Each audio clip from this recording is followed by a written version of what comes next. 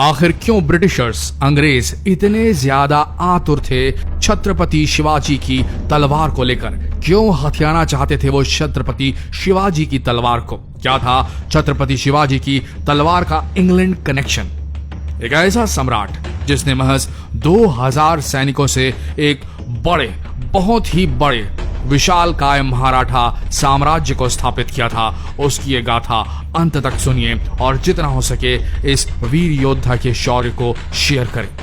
निडर, पराक्रमी, कुशल, प्रबुद्ध, न्यायप्रिय, कुछ ऐसे विशेषण हैं जिनका सीधा पर्याय आज भी बच्चे बच्चे के लिए सिर्फ छत्रपति शिवाजी महाराज हैं। आज के इस मॉडर्न युग में भी शिवाजी महाराज के किस्से आम हैं। लोग उन्हें सुनकर शौर्य महसूस करते हैं, अपने नसों में सनसनी महसूस करते हैं। उनके साहस की गाथाओं को पूरा देश याद करता है। सन 1630 में 19 फरवरी को छत्रपति शिवाजी का जन्म शिवनेर दुर्ग में हुआ था। कई कलाओं में माहिर छत्रपति शिवाजी ने कुशल राजा बनने की दिशा में राजनीति एवं युद्ध की शिक्षा ली थी। उन्होंने अपने जीवन में कई ऐसे कारनामे किए थे जिन्हें सुनकर ही पता लगता है कि रणभूमि में तो क्या, आम जीवन में भी कभी उन्होंने अपने आदर्शों से समझौता नहीं किया। उनमें एक शेर का व्यक्तित्व बचपन से झलकता था। जिस अवस्था में बच्चे अपने माँ बाप के दिखाए रास्ते पर समाज में उठना बैठना, अभिवादन करने के तौर तरीके सीख रहे होते हैं, उस बाल्यावस्था में शिवाजी से जुड़ा एक किस्सा बहुत मशहूर है। कहा जाता है कि शिवाजी के पिता शाहजी अक्सर युद्ध लड़ने के लिए घर से दूर रहा करते थे, इसलिए उन्हें शिवाजी के निडर और पराक्रमी होने का आभास बिल्कुल नहीं हो सका था। इसी अनभिज्ञता के साथ एक बार ये शिवाजी को बीजापुर के सुल्तान के दरबार में ले गए। वहां शाहजी ने 3 बार झुककर सुल्तान को सलाम किया और शिवाजी से भी ऐसा ही करने को कहा, लेकिन शिवाजी अपने पिता को देखने के बावजूद अपना सिर ऊपर उठाए सीधे खड़े रहे और उसी सिर को उठाए उठाए वो वापस अपने दरबार में चले गए। इस घटना के दौरान ऐसा नहीं था कि शिवाजी ने अपने पिता की बात का अनादर किया था, बल्कि उन्हें तो केवल एक विदेशी शासक के सामने सिर झुकाना नागवार था। इस वाकये को देखने के बाद शाहजी को भी अंदाजा हो गया था कि उनका बालक अन्य बालकों की तरह एक तय लीक पर चलने वाला बच्चा नहीं है। छत्रपति शिवाजी की कुशलता का अंदाजा इस बात से लगाया जा सकता है कि जब उन्होंने बतौर शासक अपना जीवन शुरू किया, तब उनके पिता ने उनके लिए सिर्फ 2000 सैनिक छोड़े थे, लेकिन कुछ ही समय में उन्होंने इस संख्या को बढ़ाकर 10,000 कर डाला। उन्हें मालूम था कि एक राजा के लिए उसकी सेना कितनी महत्वपूर्ण होती है। वे कभी अपने सैनिकों को शहीद होने के लिए नहीं उकसाते थे, बल्कि उनकी तो अपनी सेना को सलाह होती थी कि हमेशा संगठित होकर सुरक्षित कदम उठाना चाहिए, जिससे सामने वाला परास्त भी हो जाए और खुद पर आंच भी ना आए। स्वराज का झंडा बुलंद कर इतिहास में मराठाओं के नाम एक पूरा युग स्वर्णिम अक्षरों से लिखने वाले शिवाजी महाराज अन्य राजाओं की तरह अपनी सेना को निजी हथियार देकर नहीं रखा करते थे। उन्हें जितना ख्याल अपनी सेना का था, उससे ज्यादा सजग वे अपनी प्रजा के प्रति थे।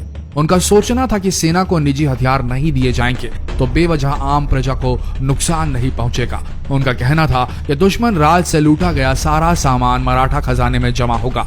उनके निर्देश थे कि कभी किसी धार्मिक स्थल और उससे जुड़ी सामग्री को कभी नुकसान नहीं पहुंचाया जाएगा, और यही महानता दिखाता है शिवाजी महाराज की। छत्रपति शिवाजी बचपन से ही न्यायप्रिय, धर्मनिरपेक्ष और दयालु थे। बताया जाता है कि मात्र 14 साल की उम्र में वे ऐसे फैसले लिया करते थे कि बच्चे से लेकर बुजुर्ग व्यक्ति तक उनकी छत्र छाया में खुद को सुरक्षित महसूस किया करते थे। उन्हें लेकर किस्सा मशहूर है कि एक बार शिवाजी के समकक्ष उनके सैनिक किसी गांव के मुखिया को पकड़ कर लाए। मुखिया बड़ी और घनी घनी मूंछों वाला बड़ा ही रसूखदार व्यक्ति था, लेकिन इस बार उस पर एक विधवा की इज्जत लूटने का आरोप साबित हो चुका था। हालांकि इस वाकये के दौरान शिवाजी मात्र 14 साल के थे, मगर उनके मन में महिलाओं के प्रति असीम सम्मान था। उन्होंने तत्काल अपना निर्णय सुनाया और कहा, इसके दोनों हाथ और पैर काट दो। ऐसे जघन्य अपराध के लिए इससे कम कोई सजा नहीं हो सकती।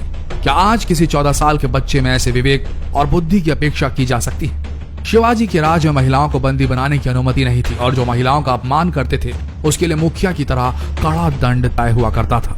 महाराज शिवाजी को इतिहास के पन्नों में धर्मनिरपेक्ष शासक कहा जाता है, लेकिन फिर भी उनके बारे में तथ्य मशहूर है कि महाराज शिवाजी हमेशा उन लोगों की मदद करते थे जो हिंदू धर्म अपनाने के इच्छुक होते थे। यहाँ तक कि उन्होंने अपनी बेटी की शादी भी कैसे शख्स से ही करवाई थी जिसने हिंदू धर्म अपनाया। शिवाजी की पैतृक जायदाद बीजापुर के सुल्तान द्वारा शासित दक्कन में थी। बीजापुर के सुल्तान आदिल शाह ने बहुत से दुर्गों से अपनी सेना हटाकर उन्हें स्थानीय शासकों के हाथों सौंप दिया था।